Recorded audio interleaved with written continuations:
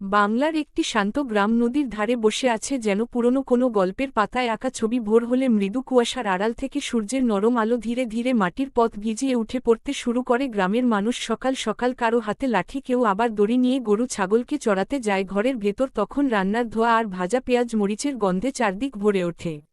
গ্রামের নাম ছিল শালবন। সেখানে সবাই সবাইকে চিনত। কাদের ছেলে কই গেল, লতিফার মেয়ে কবে বিয়ে হবে, সব খবর গ্রামের মানুষের মুখে মুখে ঘুরত। গ্রামের পাশেই ছিল ছোট একটি প্রাথমিক স্কুল, যেখানে শিশুদের কোলাহলে সকালটা জমে উঠত। তারা যখন বই ব্যাগ নিয়ে স্কুলে যেত, তাদের হাসি খেলায় পুরো গ্রাম যেন নতুন করে বেঁচে উঠত।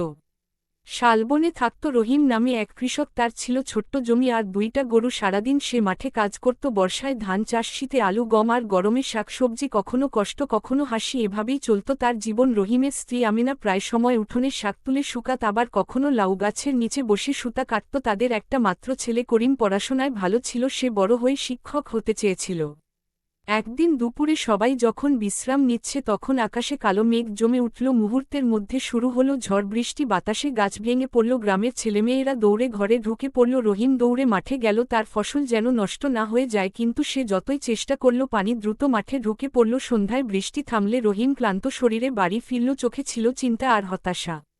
আমেনা তাকে বলল, যতটা হয়েছে তা তো আর পাল্টানো যাবে না, আল্লাহ যা করেন ভালোর জন্যই করেন, তুমি কাল আবার দেখে নিস, কিছু না কিছু উপায় মিলবেই। রহিম চুপ করে বসে রইল, কিন্তু করিম বাবার হাত ধরে বলল, বাবা যদি তুমি হেরে যাও তাহলে সবাই হারবে, তুমি তো গ্রামের সেরা চাষি, তুমি পারবে। রহিমের মুখে তখন হালকা হাসি ফুটল।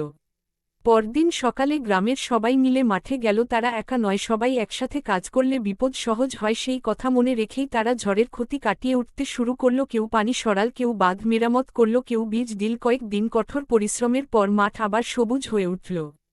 কিছুদিন পর ফসল কাটার সময় হলো। এবার রহিমের জমিতে ফলন হলো প্রচুর। সেই দিনে গ্রামের মানুষ আবার হাসল, খুশি হলো। তারা যেন ভুলে গেল কষ্ট আর ঝড়কে। ফসল তোলা শেষে গ্রামের চত্বরে উৎসব হলো, ঢোল বাজল, পিঠা হলো, সবাই নেচে গেয়ে আনন্দ করল।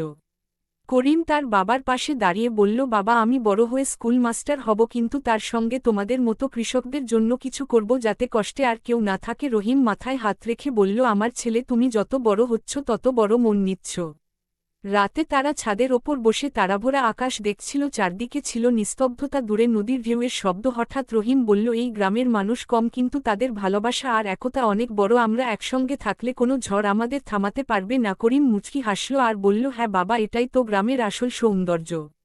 সেই রাতের পর থেকে শালবনের মানুষ আরও বেশি দৃঢ় হল। তারা বিশ্বাস করল, কষ্টের পরেই আসে সুখ, আর পরিশ্রমের ফল কখনো বিফল যায় না। তাই গ্রামের প্রতিটি সকাল হয়ে উঠত নতুন আশার দিন, আর প্রতিটি রাত শান্তির ঘুমে ভরা এক সুন্দর স্মৃতি।